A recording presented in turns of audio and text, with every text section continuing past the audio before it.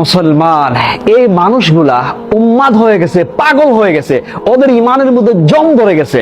দেখেন, আমরা মৌলিক যে 7টা বিষয়ের উপর ইমান এনেছি, তার মধ্যে একটা হচ্ছে তাকদীরের ভালো মন্দের উপর ইমান আনা।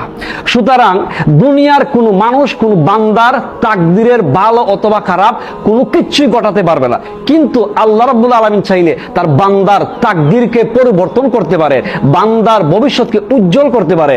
কিন্তু এই মানুষগুলা দেখেন, নিজের ভাগ্যকে বদলানোর জন্য, নিজের তাকদীরকে পরিবর্তন করার জন্য এই বন্ডারিয়া দরবারের পুকুরের মধ্যে দুধ ডালতেছে কেউ, আবার কেউ টাকা এই পুকুরের মধ্যে ডুবাচ্ছে, আবার কেউ পানি দিয়ে তার মুখ ধুইতেছে, তাকি তার ভাগ্যটা পরিবর্তন হয়ে যায়, তার তাকদীরটা খুলে যায়।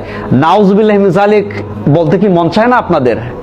আহা, শুনুন, এই যে ওরা দুধ এই পুকুর মধ্যে ঢেলে অপচয় করতেছে, এই ব্যাপারে আল্লাহ কোরআনের মধ্যে বলতেছেন, ইন্নাল মুবাযযিরিনা কানু ইখওয়ানাশ শায়াতিন ওয়া কানাশ শাইতানু লিরাব্বিহি কাফুরা। নিশ্চয় অপচয়কারী শয়তানের ভাই। ওরা যদি এই দুধগুলা কোনো অসহায় মানুষদেরকে এগুলা দিত, তাহলে এই দুধের প্রত্যেকটা ফোঁটায় ফোঁটায় আল্লাহ ওদেরকে কিছু সওয়াব দিতেন। কিন্তু এই মানুষগুলা পুকুরের মধ্যে দুধ ঢেলে অপচয় করতেছে। আর শয়তান কখনো আল্লাহর শুকরগুজার করে না, আল্লাহর কৃতজ্ঞতা প্রকাশ করে না। আল্লাহ রাব্বুল আলামিন যেন আমাদের এই মুসলমান ভাই বোনদের ইমানকে হেফাজত করেন এই ধরনের ভণ্ডা থেকে।